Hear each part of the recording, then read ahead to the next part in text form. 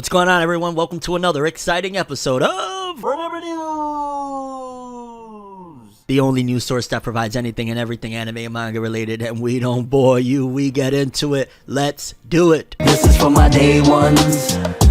This is for my day ones. Come on. And before we continue, I'd kindly ask if you would check the links in the description below or the pinned top comment to listen to my new album, The Rise of Tim Roosevelt, out now. It's an album about healing, growth, in general, trying to be the best version of yourself and change your life along the way. So I highly recommend you go give it a little bit of a listen, or at the very least, I would appreciate it if you would. For the people that have been supporting me, thank you so much. There's been so much positive feedback from the album to the little videos that I've been dropping so far of me walking around the malls in New York asking people their thoughts on the album. It's been a very humbling and incredible experience, and we're going to keep on moving. So The Rise of Tim Roosevelt, out now. Thank you so much for your time. And first story on the docket. Now, it's been a few weeks that I've spoke about here on Forever News that Wit Studio had a new isekai anime incoming, and there was kind of no details other than, hey, it's an isekai and it's coming from Wit Studio. Wit Studio is the same studio that brought you the first 3 seasons of Attack on Titan. They brought you Ranking of Kings.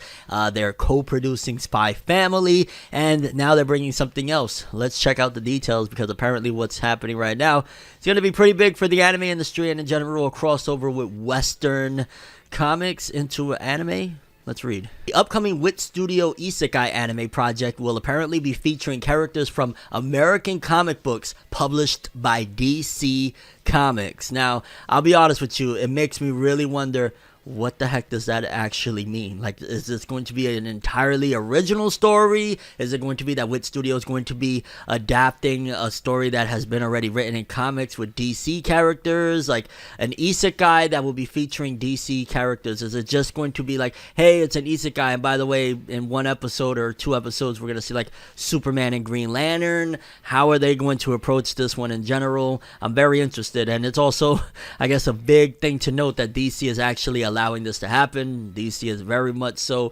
tightly closed in with what they do with their properties. You know, they're very selective. So the fact that they're going this route, I mean, considering all the backlash and the failures of all of their live action department, maybe they're like, well, we've kind of sucked on the live action front. How about let's try the animation route again? Because their animation used to bang, I ain't gonna lie. Especially Bruce Timm, everything he did back in the late 90s or early 90s, and just in general, all the direct-to-video stuff, Superman, Justice League, like all of the animation stuff used to be hot. So if y'all could rekindle that flame, so to speak, and bring it to this new age with anime and with studio, that'd be fire. Again, I don't know what they would do. Would it be like that time I got reincarnated as like Batman or something along the lines of that? But hey, maybe if it's good, it'll be good. Although, to be honest with you, I don't know if I really want it to be like a Batman or a Superman. Like maybe a notable character or two, but ultimately it would be nice for it to give, you know, a little bit of spotlight to some of the other, you know, heroes that aren't just Batman and Superman, or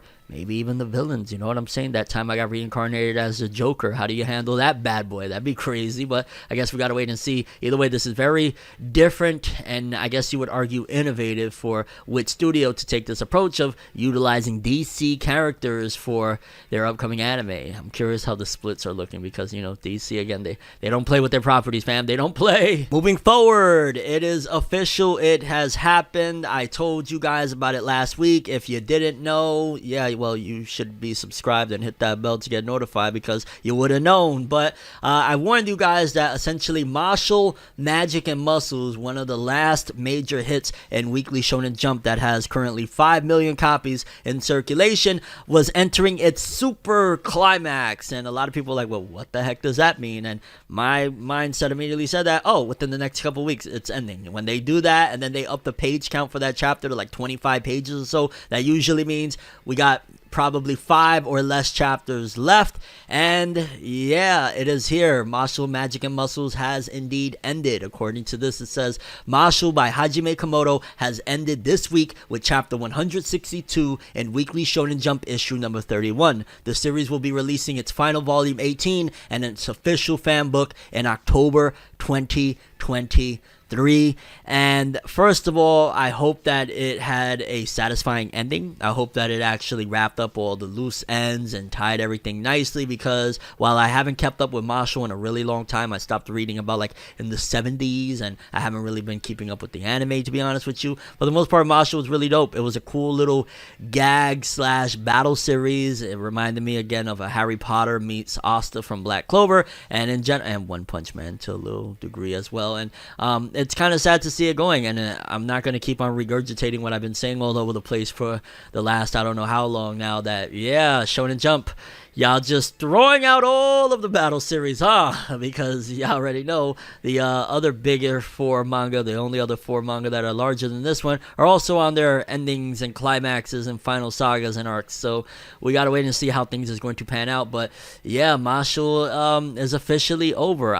I thought that this was going to be a long runner. I'm not even going to lie. I thought that this was going to be next up. When My Hero left and Black Clover left, it was going to be Mashle time. Apparently, Shonen Jump didn't see fit for it to happen that way, or maybe the anime just didn't do what they had anticipated, because sales have not done or buzzed or anything with the anime's arrival, meaning that, yeah, Mashle, it did probably what it was going to do at its most, which is about 5 million sales in circulation. By the time everything is all said and done, maybe it'll reach like 6-7 million, possibly 10 million in another 5-10 years. But yeah, Mashle done. It was a freaking fun ride, and eventually I'm gonna catch up and finish this bad boy, because I ain't read 70 chapters for no reason, you know what I'm saying? I'm gonna finish this at some point. But shout outs to Hajime Komodo, gonna miss them author comments, huh? Moving forward, y'all know there's been a lot of strikes recently going on with the Writers Guild and all sorts of stuff, and apparently the Southern California Hotel Workers Union authorizes possible strike as early as Anime Expo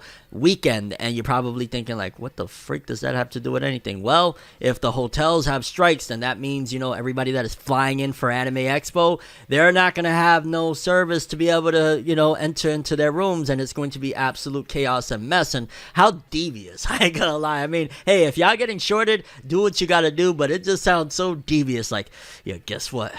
Y'all want to play around with our pay? We're gonna strike on Anime Expo weekend, see how these people flying in from all sorts of places is gonna be able to stay in their rooms. Like, devious, but I ain't mad at it if y'all need what y'all need to get out of the situation. United Here Local 11, Southern California's largest hospitality union, announced on its website on June 9th that its members have voted to authorize a strike at dozens of hotels as early as July 4th weekend if an agreement is not reached. The union stated it was calling for a strike amongst 15,000 workers, which would make it the largest hotel worker strike in modern U.S. industry. This year's Anime Expo will return to LA on July 1st through the 4th. The convention recently discontinued its premier fan badge system. The convention revealed its full guest list this month. United Here Local 11's website stated it represents over 32,000 room attendants. Oh my God, over 32,000 room attendants, cooks, dishwashers, front desk agents, servers, and food service workers who voted to authorize the strike. The union's key demands include an immediate $5 an hour wage increase to keep pace with the soaring costs of housing, affordable family health care, a pension that will enable workers to retire with security, and a safe and humane workload. The union voted to authorize the strike after a month of failed negotiations beginning on April 20th with major hotel employers such as Hyatt, Hilton, Highgate, Acre, IHG, and Marriott. And this is going to be a disaster. I'll tell you right now, I went to Anime Expo for 4 to 5 years in a row back in the day, and even with all of those people on staff, you know, manning the front desk and doing the dishes and all sorts of stuff, it'd still be absolute chaos and the wait times be outrageous. Without a ton of these people, it's going to be a living nightmare. I definitely wouldn't go to Anime Expo for absolutely no reason whatsoever if these people are on strike. So just keep a heads up if you're planning on hitting Anime Expo that if this strike goes through, it's not going to be the most pleasant time, and you might be a little bit, in a bad situation. So keep an eye out. Best wishes to all parties involved. And strikes is happening all over the place because the cost of living has gone skyrocketed. What's going on here, fam? Hello? Minato. Moving forward, I spoke about this on my other channel, For Never World. If you're not checking out that channel, I don't know what you're doing. That's the OG channel. You know what I'm saying? That's who we used to be, but we're bringing the news to you today, you see. Well, there's a new one-shot that's been announced a while back now for the Naruto series, a spin-off, so to speak, regarding his father, Minato Namikaze, aka the 4th Hokage. And apparently we got a little bit of details on it. We got a visual and we got a release date. It says here, manga one-shot about Naruto's father is slated for July 18th. I thought it was the 16th. I'm pretty sure it's the 16th. Maybe I'm off on that, but I'm like 99% sure it's the 16th. Masashi Kishimoto's new one-shot manga featuring Naruto Uzumaki's father, Minato Namikaze, will run in this year's 33rd issue of Shueisha's weekly Shonen Jump magazine on July 18th. I'm pretty sure it's 16th. It will be the first one-shot that Kishimoto has drawn for the magazine in 7 years. Oh god, it's been that long since Kishi has done a one-shot. I mean, granted, he did Samurai 8 in 2019, so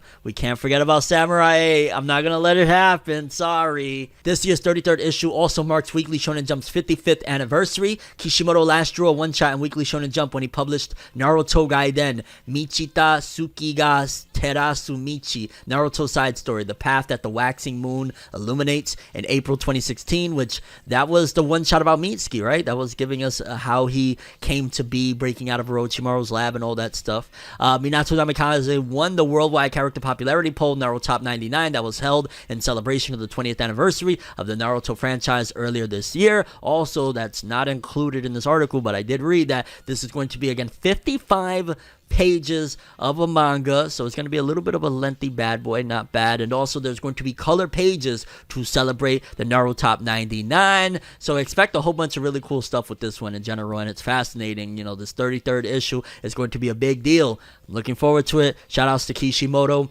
Hopefully he delivers big time on this one, because Naruto fans are waiting, they're watching, and hopefully we're going to enjoy this because we deserve it, baby. There's no Naruto, Boruto, nothing. It's a drought, fam. Save us, Minato. Or Kishimoto, yeah. Moving forward, another GOAT that many of you may not know of, but it is a legend and an icon in and of itself, will be dropping a one-shot in Weekly Shonen Jump. Kochikame manga gets new one-shot on July 10th. Shueisha revealed on Wednesday that Osamu Akimoto will draw a new 46-page one-shot, not as long as the Minato one-shot. I'm just saying 55 pages. Stun on him, Kishi! No. For his Osamu Akimoto's Kochikame manga titled Kibo no Natsu 1963 Kankichi Tachi no Natsuyasumi, Jesus Christ, Chimney of Hope Summer 1963, the summer vacation of Kankichi and Company, and this year's 32nd issue, so the issue before the Minato issue of Weekly Shonen Jump magazine on July 10th. The one shot will have a color opening page. The one shot will be the first chapter of the manga in 11 months. Akimoto previously drew a chapter in August 2022. The one shot is the third story in the manga's Kibo no Enutsu Chimney of Hope storyline, which centers on the character Ren Akatsuki, unrelated to the real-life singer, a singer and worker in the Senju Thermal Power Station, a notable power station that existed in Tokyo from 1926 to 1963. The station's chimneys are often used in various media to signal the time period to the audience. And shout outs to this author returning yet again. In case you don't know, Kochikame was, if not the most, then top 3 longest running Shonen Jump manga of all time. It wasn't only until about like a decade ago, I want to say, that when they started doing what I call the Shonen Jump purge, and they started getting rid of everything out of the magazine, that even Kochikame fell victim to, yeah, it's time for new blood, you gotta go. So to see that the man is still dropping one shots for Kochikame, really cool stuff. And it looks like for old timers and semi-old timers, we're gonna have back-to-back issues of Jump that are filled with some pretty awesome stuff. Looking forward to it. Moving forward, this one is big news. I sound like Big News Morgan. Oh my god. Big news! Crunchyroll is streaming Dragon Ball Super superhero film on July 12th. Crunchyroll announced on Tuesday that it will be adding the Dragon Ball Super anime film on July 12th. The film will be available for users in North America, Central America, South America, Europe, excluding France, Africa, Oceania, the Middle East, the CIS, South Asia, Southeast Asia, and East Asia, excluding Japan. The film will have subtitles in English, German, French, Russian, Italian, Korean, Arabic, Spanish, Latin American, it's Spanish, Portuguese, and before anybody says anything, dog, I know me a little bit of Spanish, alright? Yo soy español. No, I actually know how to speak Spanish. I just like to mess around, you know. Me no hablas inglés or español. No. I'm joking. Portuguese and Hindi. The film will also have dubs in English, French, German, Italian. Okay, there's a lot of stuff on here. It's available in a lot. And to add on to this one, which is even more huger news in my opinion, is the fact that Crunchyroll, probably the reason they're adding this film is because 15 Dragon Ball movies are now streaming on Crunchyroll. Anime service Crunchyroll has revealed that almost every Dragon Ball film ever made will be available to stream. A press release from the company states that 15 films from the hit franchise are going to be added to Crunchyroll's already impressive catalog. There are already 7 available, with the remaining 8 coming soon in a total of 3 release waves. So yeah, Dragon Ball fans, you're going to be eating very lovely with 15 films, including Dragon Ball Superhero the movie. Awesome stuff. Moving forward, just a little tiny story courtesy of Sandman AP over on Twitter. Apparently around 1997 through 2000, Oda had already told his mentor mangaka Watsuki, aka Nobuhiro Watsuki, the author of Rurouni Kenshin, who was the mentor to Eiichiro Oda, creator of One Piece, that Zoro would lose one of his eyes. In 2021, the mangaka asked him about why Zoro became one-eyed, but Oda didn't answer. Yo, how based of Oda. Based Oda, dog. He was like, yeah, I'm gonna tell you back when I'm a rookie, but once I'm a pro and I'm all, you know, glowed up and stuff like that, you're gonna have to wait just like the rest of them. You know what I'm saying? Nobuhiro Watsuki, like, absolute legend and GOAT. Shout outs to Oda. Just thought I'd share this little story for you guys because I found it to be fascinating of how Oda is just like, yo, it's 97, Zoro's gonna lose an eye.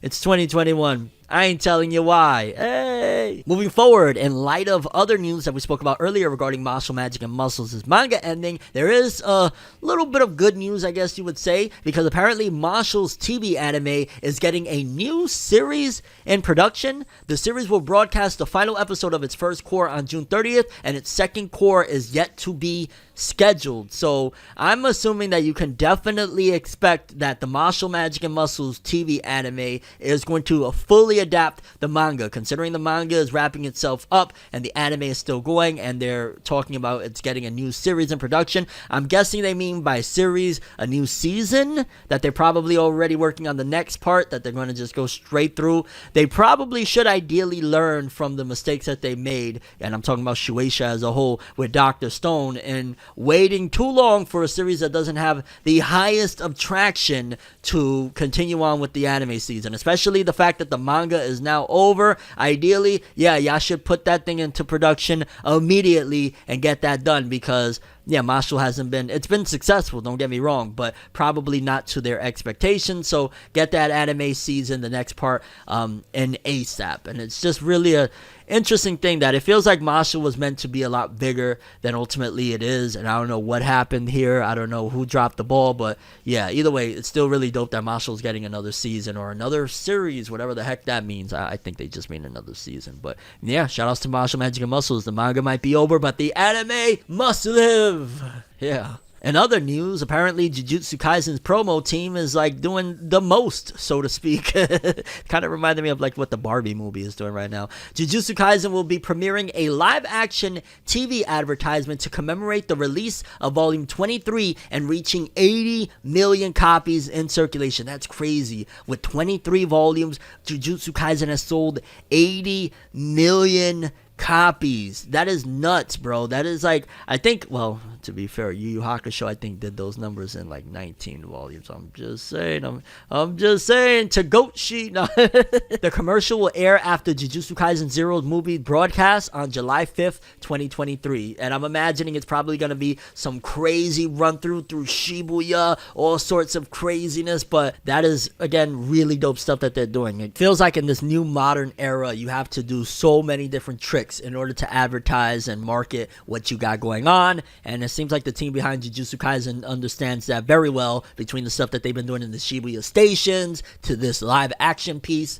Really awesome and creative. Moving forward, a small piece of news, but I did find it interesting, and maybe it's not so small for some people. My Hero Academia will be on the cover of the upcoming Jump Giga 2023 summer, scheduled to be published on August 10th, 2023. Fusai Naba, mangaka of Aliens Area, which was a pretty beloved manga that got canceled by Weekly Shonen Jump. Jump, we're looking at you. Will be taking the lead color page of the issue with a new work. So the author of Aliens Area is coming with a new work that'll be published in Jump Giga. Gonna be interesting to see. Alone, just looking at this image right here, the art from Aliens Area was so fire. And I remember hearing some pretty good things about it as well. So I'm interested to see what this author does. And in general, it just showcases yet again that My Hero Academia is a Goliath that, despite the fact that maybe some fans have been turned off by the latest war arc of the manga, it's still huge and it's still doing big things, so much so that they could use it as a marketing ploy for, Jump Giga's latest issue. Well, not a marketing ploy. It's huge. It's still huge. And that's what she said. Yu-Gi-Oh! Enemy controller becomes real. I bet you've always wanted that, huh? Doesn't literally let you control your enemies, though. Aww. Yo, we need to have the sound effect of when I first say that line. Yu-Gi-Oh! Enemy controller becomes real. Yay! Doesn't literally let you control your enemies. Aww. Past little while, the cards from Yu-Gi-Oh! Have made their way to the real world. Today, Bandai Namco announced that the popular enemy controller card, which is mainly used by the silver-haired CEO of Kaiba Corp, Seto Kaiba, will be getting a real-life replica. The enemy controller complete edition replica, sadly, neither controls your enemy, nor can connect to gaming devices to use as a real controller. In lieu of these features, the device has 50 voice lines from Seto Kaiba, as voiced by Kenjiro Suda. Too bad it's not by the dude that does the American Kaiba, because that's our Kaiba. Stock lines from the anime and a few songs that can be played through the device will be available. And yeah, it reminds me of back in the days when I was mad hype. I was super geeked, like, oh my god, they're putting out dual disc, and I bought the dual disc and I was like, it's just a toy. When we're gonna have the big holographic blue eyes flying through New York and stuff like that? I'm waiting, Jump. What's going on, Shueisha? But still, nevertheless, this is kind of cool. And it'd be a nice collector's toy for sure to have. Probably gain value at some given point, I'm just saying. Moving forward, Golden Kamuy fans, I think this one is going to be a very pleasant surprise for you guys. Golden Kamuy anime announced its final arc adaptation. After all the twists, turns, and bumps along the way, the Golden Kamuy anime will see its grand journey to the end. Following the broadcast of Season 4's finale in Japan tonight, God, Season 4, bro. I was gonna say Jujutsu Kaisen for some reason. What's happening? But Golden Kamuy, I remember when it started Season 1, and I did watch Season 1. That was back in 2018. So, yeah, they've been doing almost a season a year since then. That's pretty good. That's not bad at all. And probably they only slowed down because of COVID, now that I think of it. We probably would have been one season per year. That's not bad. The announcement came that another sequel is in the works, which will adapt the final arc/chapter of Satoru Noda's hit action comedy Manga. A visual was also released by the series' official Twitter account. Additional details about the new anime, such as release date, are yet to be revealed, but it has this dude with his legs crossed, looking a little bit flamboyant, but nevertheless, I know Golden Kamuy was pretty gas, and I'm very disappointed in myself that I never followed up with it, because I actually really enjoyed Golden Kamuy. And didn't the manga end quite some time ago? That's really dope that we're in a new era where, and I want to say, I don't want to give all the credit, but definitely a chunk of that credit does belong to Demon Slayer, that you could really end your manga and get a full-on adaptation after the fact if your manga was big enough, because of like the amount of popularity that anime now has. They could kind of sustain themselves via just anime alone. They don't got to worry about the manga giving them extra popularity. Like, they can do their own thing, which also averts from having to have those dreadful anime-only endings. Ooh. Moving forward, in light of several series getting continuations, we got another one that is very, very big and is definitely getting another season. Oshinoko TV anime continues with Season 2. The underground world built on lies keeps on expanding. The lies never stop. Following the airing of the final episode of the Oshinoko TV anime tonight on Japanese TV, the series revealed that a second season is currently in production. A teaser visual for the season was released, as well as a promotional video, and to be honest with you, this is the perfect time now that all the episodes are done. I can marathon through. I've been saying for a long time now that I'm going to get on Oshinoko. I'm going to watch Oshinoko. It's about time I watch Oshinoko. Moving forward, apparently Hayao Miyazaki, legendary director from Studio Ghibli, is worried about the lack of publicity for his upcoming film, How Do You Live? With only 2 weeks to go until Hayao Miyazaki's next anime film, How Do You Live, releasing in Japan, not a peep has been heard about the film. No main posters, no trailers, nothing. Heck, not even the synopsis. Staff, other than the director or cast, have been revealed. This all comes under the guidance of Studio Ghibli president Toshio Suzuki, who said earlier this month, "Let's go with just this one poster for the marketing. No trailers or teasers TV commercials at all. No newspaper ads either. Deep down, I think this is what moviegoers latently desire. And while that's definitely true, I feel like spreading the word, I don't know. I don't know. That doesn't sound the greatest in terms of marketing at that scale. Now, granted, if you're like an artist that, is, well, hey, if it works for music, you never know. This could actually start a trend of movies just dropping without you knowing jack diddles, which would be fantastic for people that are trying to avoid spoilers. So I was going to kind of say like this isn't the greatest or smartest idea, but it might actually be genius. I like it. But there is one person who might be having cold feet over the idea. Director Hayao Miyazaki himself. During the opening of Friday Roadshow and Ghibli exhibition at Warehouse Terada in Tokyo today, Suzuki spoke about how Miyazaki is worried over the lack of publicity for the film. Director Miyazaki said, "I wonder if it'll be okay without publicity." He really said that. "I'm beginning to worry. I do believe in you, Mr. Suzuki, but I'm concerned. That's all." Recalling what Miyazaki said with a weary smile, the president of Studio Ghibli continued, "In my opinion, in this age of so much information, the lack of information is entertainment. I don't know if this will work, but as for me, I believe in it. So this is what I'm trying to do." Suzuki was then asked by the audience about Miyazaki's next film, following How Do You Live, replying saying that it's against the rules to talk about that, but stated that Miyazaki is doing fine. How Do You Live is inspired by the book by the same name, Genzaburo Yoshino, a favorite of Miyazaki. No details of the plot have been revealed, though the film does not follow the book. The film releases in Japan on July 14th, and according to Variety, is pre-sold to international distributors, though no international dates have been revealed yet. I'm going to bet, because again, at this stake, there's millions and millions of dollars that were poured into creating this project, right? I'm willing to bet that they probably damn near recouped, if not close to, based off of selling the rights internationally to like, the licensors and whatnot. That's probably why they can do this with confidence and say, hey, if we failed, we made our money back or close to, because this is real risky at this level. You know what I'm saying? Like even back when artists started doing that, like, Beyonce dropping at the drop of a hat, or Drake and all these people that are just dropping an album like, hey, by the way, my album's coming out in 10 minutes. Like I used to be like, yo, that's a risky situation, but maybe it also allows for a massive profit. Think about that. If it is successful without all of the bells and whistles of marketing, you know how many millions of dollars are saved right now by not putting out commercials and ads and all that stuff?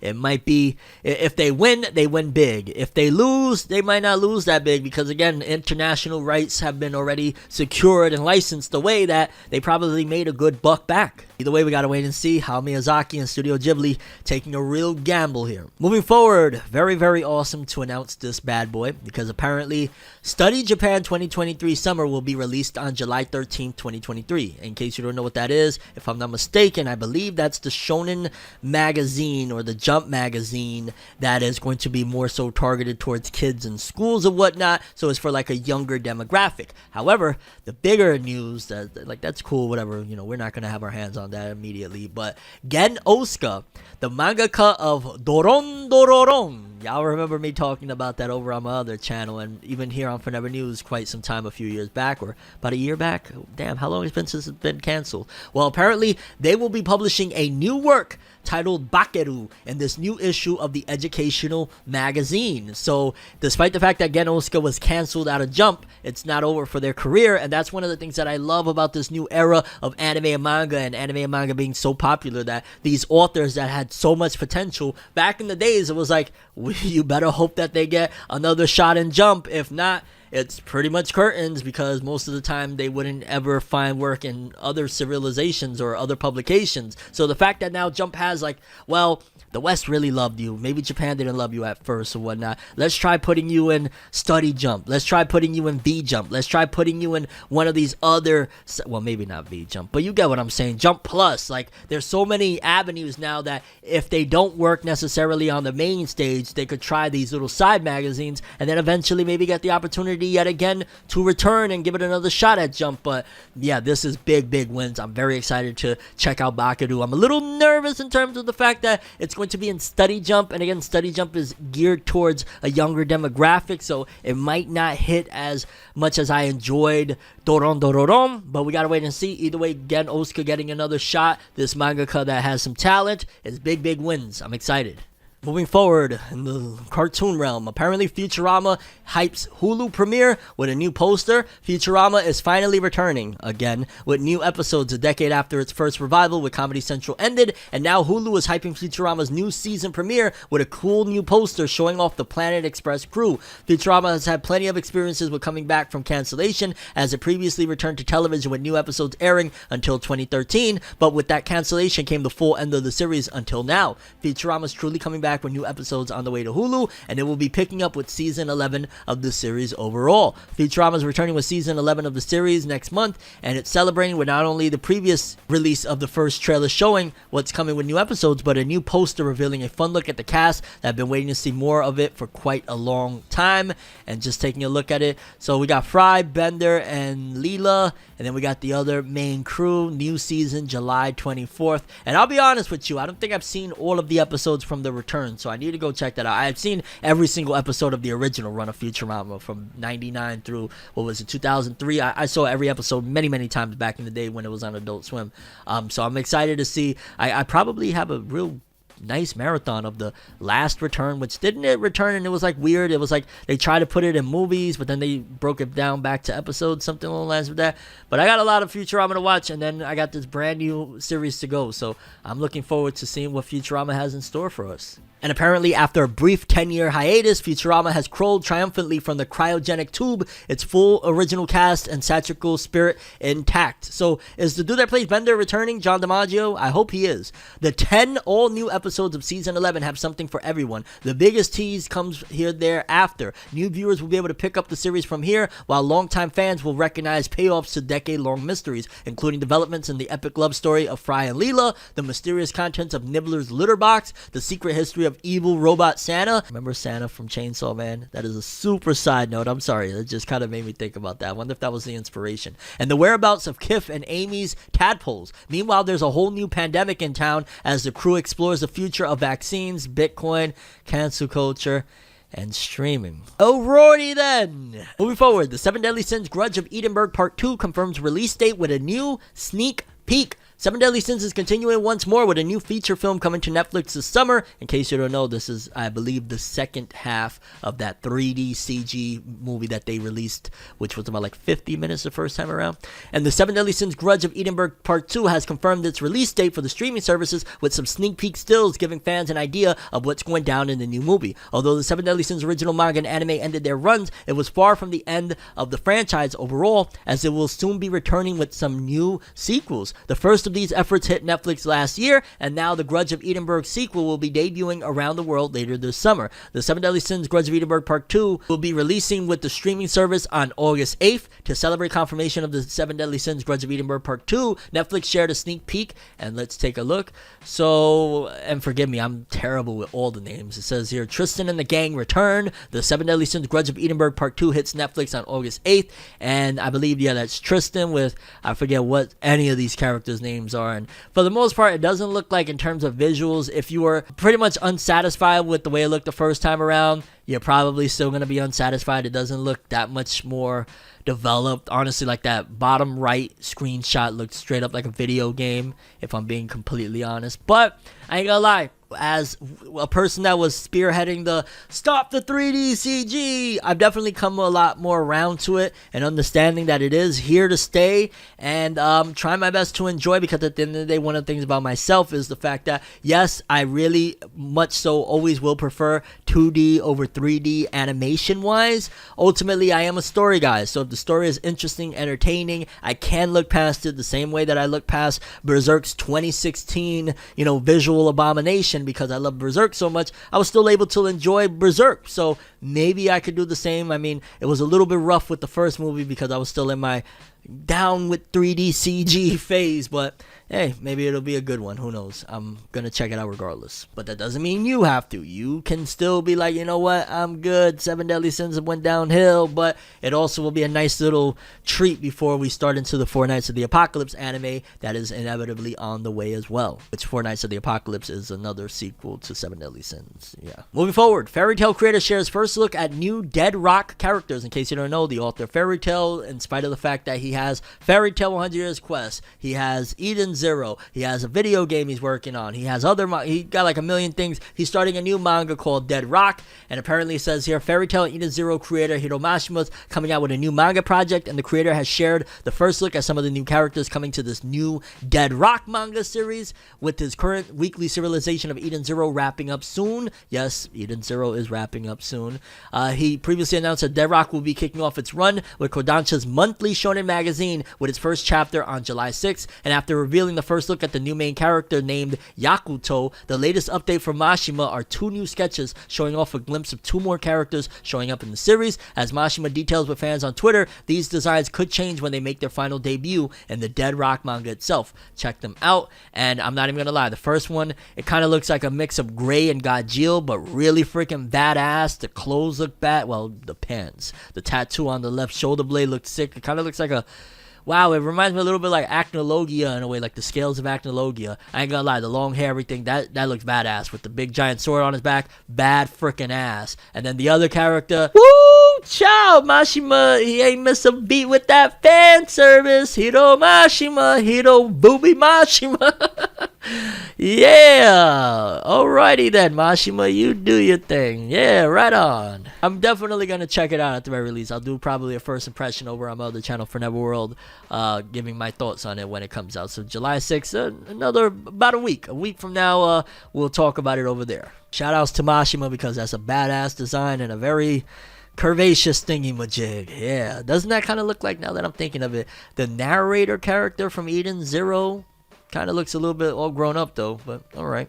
Moving forward, Alita Battle Angel 2, Lana Condor teases more we can explore in sequel. Lana Condor is still holding out hope for a sequel to the fan-favorite 2019 adaptation of Alita Battle Angel. Speaking with comicbook.com in support of her new film, Ruby Gillman Teenage Kraken, the Deadly Class and To All Boys veteran said that she thinks there's still a lot of potential in the world of Alita, even if she has not heard anything herself about any potential sequel plans. Condor, who plays in the title lead in Ruby Gillman, appeared in Alita as Koyomi. Alita Battle Angel, directed by Robert Rodriguez from a screenplay by James Cameron and Laeta Kalogridis, is an adaptation of the popular 9-volume cyberpunk manga of the same name by Yukito Kishiro. The series is set in the 26th century and follows a broken-down cyborg, Alita, who is put back together by a cybernetics doctor. The doctor takes care of Alita, but the only memory she has of her past life is a mastery cyborg martial artist. She uses the skill to become a bounty hunter while trying to rediscover her past. When we filmed Alita Battle Angel, that whole world was so beautiful. I haven't heard of any plans to continue that storyline. However, that's seriously been something in my heart that I'm hoping would start up the conversation again. I feel like we can explore a lot more of that world, and obviously the original IP is vast. So yeah, just more people that is a part of Alita that are excited and hopeful of its return with a sequel series or a sequel movie. To be honest with you, with James Cameron having his hands filled with Avatar and all that stuff, I'm not sure when we will get a return to that. It'll be quite some time at the very least until we see any murmurings of Alita Battle Angel sequel, but still, it's nice to hear from some of the people involved. Moving forward, anime fans celebrate the terrifying Grimmace shake trend. McDonald's recently celebrated the Grimmace birthday by giving him a birthday shake. Who would want that? That sounds so disgusting, unhealthy, and just bleh. I've actually seen the trend around Twitter as well, and I'm just thinking to myself, bleh, McDonald's. The chief marketer for McDonald's recently broke down the introduction of the unique milkshake. Our fans have amazing childhood memories of their birthdays at McDonald's, and Grimmace's birthday is all about paying homage to the amazing fun moments we all share. We're excited to put a modern spin on these memories to continue to drive McDonald's relevance with a new generation. Grimmace is the perfect lovable icon to have McDonald's meet our fans at the intersection of nostalgia and culture. There is no culture about Grimmace and y'all nasty ass food. None. Zero. Zilch. Nada. And by no means am I trying to come at people that, because there's a lot of people that aren't as fortunate to be able to look at other avenues to get food. People oftentimes eat McDonald's because they financially can only afford McDonald's, and that's a treat. So by no means am I trying to put you down if you're in that type of situation, but I always say, if you have the choice, if you can possibly maneuver to a healthier option, please do. And there's Grimmace shake. Don't let the nostalgia fool you. I'm sure it is the most disgusting, unhealthy thing imaginable. Even if it tastes good, so to speak, I had to pop in and share it because I saw people posting these like One Piece memes of characters that are in purple goo and all that stuff that is like, oh look, the Grimmace shake and like, don't be fooled by all these memes. Like, man, I could go for that. It is bad for you. Don't do it. And I am not trying to fear monger. I am just telling you how I feel. Matter of fact, do what you want. But yeah, you won't catch me with a Grimmace shake, mate. I don't care how much money they pay me. Moving forward, My Adventures with Superman creators talk Dragon Ball Z similarity. What similarities could My Adventures with Superman have with Dragon Ball Z? Is there going to be a Raditz? Well, maybe there is. I don't know. I mean, Superman and Goku have similar backstories, so I guess there's that. My Adventures with Superman will be the next animated adventure for the Man of Steel and his fellow Metropolis denizens. Planning to air on Adult Swim on July 7th, the new series has garnered attention from anime fans thanks in part to its anime-inspired opening. In a new interview, one of the producers responsible for the upcoming series, focusing on Clark Kent, Lois Lane, and Jimmy Olsen, has compared the animated show to the adventures of the Z Fighters from Dragon Ball Z. I am very curious how they got to this conclusion that this is Dragon Ball Z. Okay, producer Jake Wyatt broke down how the creators of the Adult Swim series are fans of Toonami. All of us here, and then almost our entire crew, except for a few of the younger people, are Toonami generation, right? So anime was new and exciting and fresh when we were in middle school and high school, and it was available on American television for the first time ever. You didn't have to buy a VHS from a scary guy at an otaku convention, which some of us have done from time to time. Oh god, I remember this one store where I think I had bought a bootleg Dragon Ball GT VHS tape from, and it used to be like, it was a real dark, like, dim store, and the guy looked like the comic book dude from The Simpsons, and he was like real rough and mean as hell. And I remember I bought that tape and I was like, I gotta get out of here. And they sold me with, because at the time I still didn't really know too much about Dragon Ball and stuff like that. I just saw like the promotions that they had of like the VHS of, I think it was maybe like Dead Zone and some stuff from like the beginning with Vegeta and Raditz and all that stuff. And I remember I was like, okay, I gotta get something, and my ass goes and buys GT years before GT hits the States. And I remember watching that thing and being like, huh? What?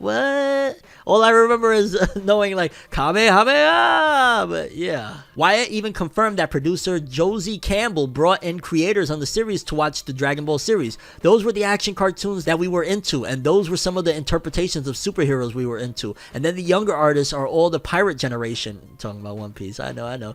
They are the lawless who got everything off of, I don't even know what dark applications they use. So the anime stuff is there visually. And then in the writer's room, Josie had everybody over to watch Dragon Ball.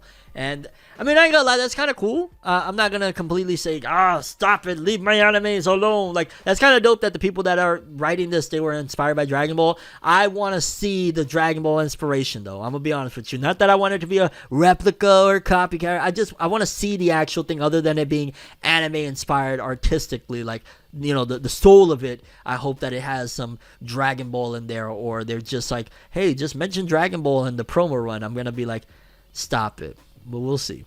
Adult Swim Festival confirms 2023 date and location. Adult Swim Festival is coming back this year with a new lineup, and Adult Swim has confirmed the date and location of this year's big celebration. Adult Swim Festival has been a fun event that the block has been kicking off over the last few years as fans flock to the celebration for all sorts of exclusive events, concerts, and more. This is no different this year, as Adult Swim Festival will be taking place over the San Diego Comic-Con 2023 weekend and offering a bunch of cool-looking events for free for ages 18 and up. Scheduled to take place outside of the San Diego Convention Center on Thursday, July 20th through Saturday, July 22nd. Adult Swim Festival 2023 will be headlined by Eric Andre, that sounds hilarious, and Flying Lotus. Hey, that's the music on Yasuke that they blamed the robots on him. That was like the most stupidest. How is it his fault? How? And feature performances from Sarah Sherman, Hemlock Springs, Ginger Root, Death by Romy, and producer and DJ Akira. Meet and greets with teams behind some of Adult Swim's biggest shows and more. And they got like little visuals right here. And if I was in the San Diego area, I would love to go. That sounds so much fun. That sounds like, you know, nostalgia blast, meeting my adulthood. I'm here for it. Why not? Moving forward, apparently One Punch Man kicks off a Saitama versus Genos rematch. One Punch Man has been working its way through the first steps of a major arc as a new hero association is being formed on the sidelines, and the newest chapter of the series has taken things to an interesting new level with a tease of a full rematch between Saitama and Genos. Following the massive changes to the status quo during the events of the fight against the Monster Association, the Hero Association has been trying to build its roster back up, but as we've seen through the chapter so far, there's been a bit of trouble in this regard, and I'm gonna be honest with you, that sounds foolish to have a Saitama versus Genos battle. That sounds foolish. No matter what, Saitama's gonna clean everybody's clock in that damn universe, minus whatever villain may somewhat come close. Saitama versus Genos is just gonna be man beats up robot for a chapter or a page, one punch. Like, not trying to shit on Genos, but let's be real here. Unless Genos has had a ridiculous power up that is just indescribable, Saitama's gonna destroy boy. Moving forward, Jujutsu Kaisen fans, apparently Season 2 highlights the Gojo Pass trio with new art. Jujutsu Kaisen Season 2 is now headlining releases of the new wave of anime coming during the summer 2023 schedule, and some new art for the upcoming season highlighting the main trio of Gojo's past arc is arrived, and it says here, Season 2 will highlight the three fighters we've seen in action in the series before, but this look into their past will also showcase how they were very much like the trio of Yuji, Megumi, and Nobara. And looking at these, I'm not gonna lie, this art looks so freaking good. We got Gojo here. It's like a sketched out thing, but with like some interesting paint choices. Looks really dope. You got Suguru Geto here. Real dope design. Kind of looks a little bit like if I was a Japanese schoolboy. And then you got this image of all three of them together. I forget what shorty's name, but that's the Nobara of their crew. And in general, this art looks dope. And they're really hyping it up because Jujutsu Kaisen is about to be premiering about another week or so. It's going to be fire. It's going to be hyping. I'm looking forward to it. Yeah. Moving forward, Undead Unluck fans. Apparently, Undead Unluck TV Anime will be revealing a new trailer at Anime Expo 2023 on July 2nd, and the series is scheduled to debut in October 2023. And if I haven't told you, I'm going to tell you again. I think that this is going to be one of those shockers that people are going to be like, I didn't expect for it to be that good, because I think a lot of people are underestimating and underrating Undead Unluck because they think, it's a Shonen Jump series that never really popped like that. But with David Productions behind it, and the fact that all I've ever known outside of the 20 chapters that I read, which the 20 chapters I read was freaking phenomenal of Undead Unluck, is that, this is high quality writing. So you mix that with David Productions, the studio that's behind the JoJo's Bizarre Adventure ongoing anime, this is probably going to be so freaking gas. The trailer alone looked phenomenal, and it looked a lot more darker than the original, comic manga, you know what I mean, looked. So I'm excited for this one. I think this is going to be dope, and the fact that we're getting a new trailer here in another few days, that'll be a good thing for me to react to on my streams. Shout outs to Tim Roosevelt, the album The Rise of Tim Roosevelt out now. Moving forward, word has been circulating now. I'm not going to say that this is confirmed because I've heard this rumor for a little over a year now, but apparently My Hero Academia Vigilantes will be receiving an anime adaptation. And again, considering the fact that I've heard this before, I'm going to keep it in the rumor pile, but word has been heavily circulating that Vigilantes is finally coming with an anime, and it sounds about right considering the fact that if there's ever a time to start working on a My Hero Academia Vigilantes anime, now would be a good time, considering we probably only have about another season or two of the actual anime to go before it wraps itself up. There's 14 volumes of Vigilantes that'll probably be good for about 2 to 3 seasons or something like that. Start working on that bad boy. I heard it's really good too, and yeah, if the main series is ending, Vigilantes will be a nice replacement for the time being while My Hero Academia comes to a close. But either way, again, let's keep it on the rumor pile because I've been talking about this for a minute now, and now it's again, Vigilantes is coming. Come. That's what she said. Okay, people, let's slow things down with the weekly Shonen Jump author comments. We got Icehead Gil's Ikuo Hachiya, the new manga in Jump. My first civilization. Gil and I will do our best. Thank you for the support. I prefer the winter. Hey, he's a winter boy. Okay, alright, I see you, Winter Soldier there. I ain't gonna lie, I read that first chapter. I did my first impressions. I like it so far. It's pretty cool. Demon Slayer meets Vinland Saga. Martial Master Asumi Kawada. Okay, I shouldn't think of this as my first civilization. I should use what I learned from my previous series and do even better. That's facts. Blue Box Koji Miura. I'm suffering every day from the air pressure of the rainy season. Even my pages are all soggy. When is summer actually arriving? I've been saying the same thing, dog. Like, what happened? Where's summer? Summer! The elusive samurai's Yusei Matsui. I went out drinking with my editors from over the years. With editor-in-chief Nakano there, it was basically a meeting of upper management. Okay. Sakamoto Days Yuto Suzuki. I went on a trip to Thailand when I was a student. The food was delicious and the elephants were cute. Alrighty. Witch Watch's Kento Shinohara. My kids recently started reading Witch Watch and they suddenly give me their opinions. It's a little embarrassing. It is, like, it can come across at first if you're not used to, you know, getting your opinions from your kiddos on your work or whatnot, but over time you learn to accept it and kind of appreciate the honesty. Like, I get opinions all the time from my kids, whether it be on my music, like my album The Rise of Tim Roosevelt, out now. You can go stream it everywhere. Link in the description and in the top pinned comment. New Age Exorcist Kotakawe. Filling my mouth with Tamago Boro cookies and then flushing them down with water feels really good. Cookies with water? Alrighty. I mean, I love water, but I'm lying on my ass. I think maybe the other day I had some cookies and then washed it down with water. I'm a liar now. Nah, that was just me misremembering. I don't lie. Undead Unluck's Yoshifumi Tozuka. Here's something I've noticed with age. Seems like I really like okra. I think I like sticky stuff. Shoutouts to okra. We got Kill Blue Tadatoshi Fujimaki. I want to try the Apple Vision Pro, but I'm worried I won't be able to use it well enough to make up for the price. I'm not. $3,500? Nah, y'all could keep that. My Hero Academia's Kohei Horikoshi. Fluid was dripping out my ear, but it finally stopped. My ear was dying. That was close.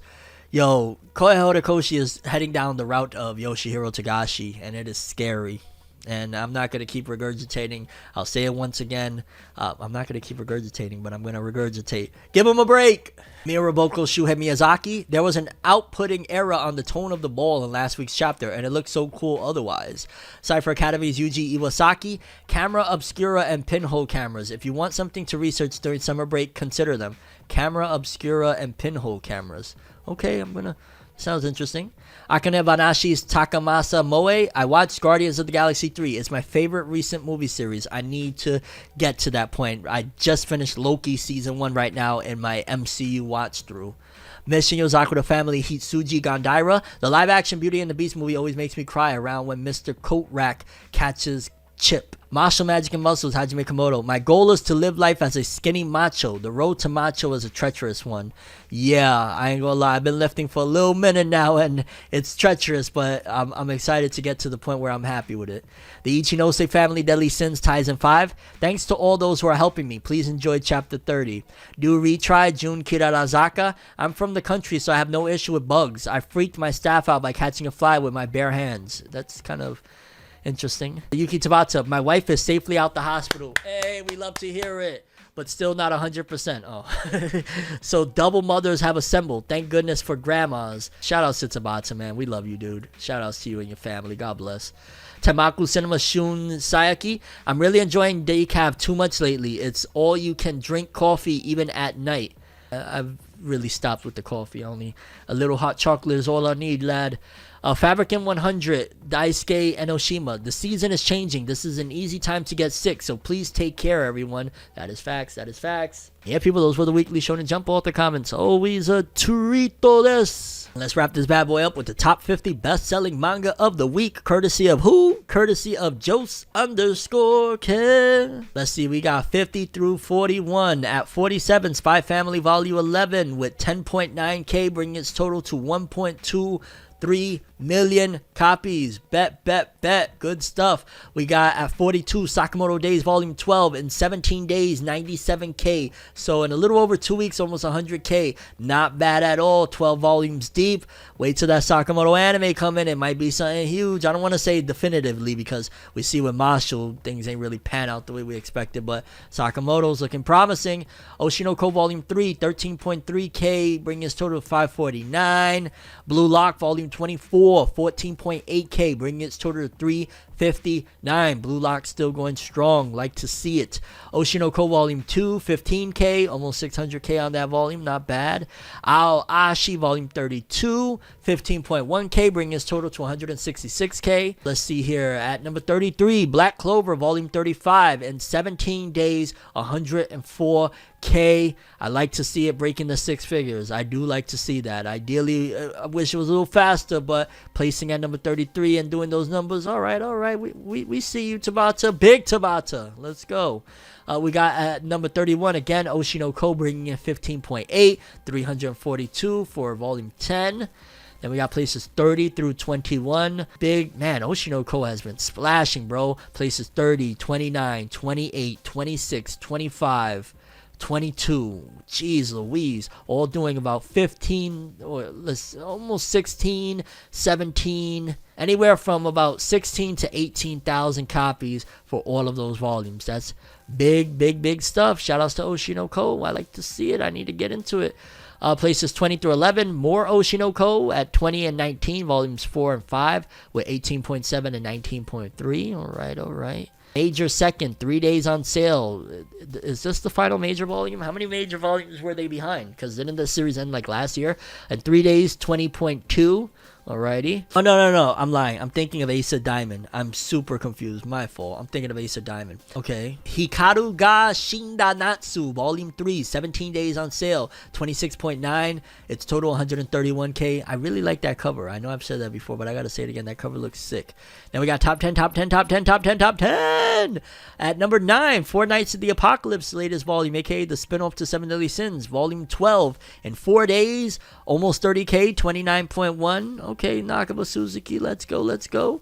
We got at number 6, One Punch Man Volume 28 in 17 days, 243,000 with 33.1K this week. World Trigger still going strong. That fandom, I tell you, you got a cult following, and whatever you're doing, you win. Like, heed my words right here, that whatever you're trying to accomplish, if you can get a cult loyal following, you win all the time, because World Trigger, it has a cult following that even if it's out of the magazine, even if it's not on the map like it used to be, in 17 days, 315K. That is a cult following. Shout outs to World Trigger. Shout outs to the author Daisuke Ashihara.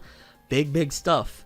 We got Arson Senki Volume 19 in 11 days, 109K, bringing in 37.8K this week. That's, I believe, art by Hiromu Arakawa, if I'm not mistaken. Or it might be written, one or the other. But essentially, the creator of Fullmetal Alchemist is a part of this project.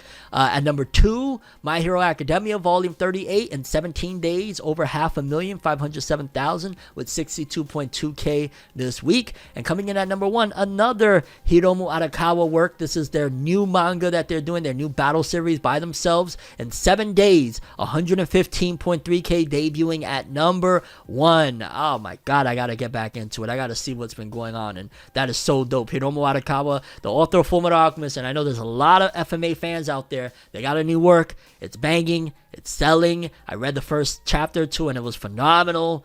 I gotta look more into it, but shout outs to Yomi no Sugai. And yeah, people, that's all I have for this one. I'm Forever World, and as always, people, have an awesome day. And remember the golden rule: anime and manga for life, buddy. Have an awesome day. Peace, and you guys just watched another episode of Forever News. Have an awesome day. Make sure to check out The Rise of Tim Roosevelt, my new album, and subscribe and hit that bell and all that other stuff. But yeah, my album's out. Check it out. The outro is one of the songs from there called Day Ones. Have an awesome one. Yes, this is for my day ones, gotta be clear. Still moving on, baby, but I wish she was here. Still moving on, baby, but I gotta get there. Still moving on, baby, I'ma never forget. Still moving on, baby, I'ma never regret. Still moving on, still moving on. This is for my day ones. This is for my day ones.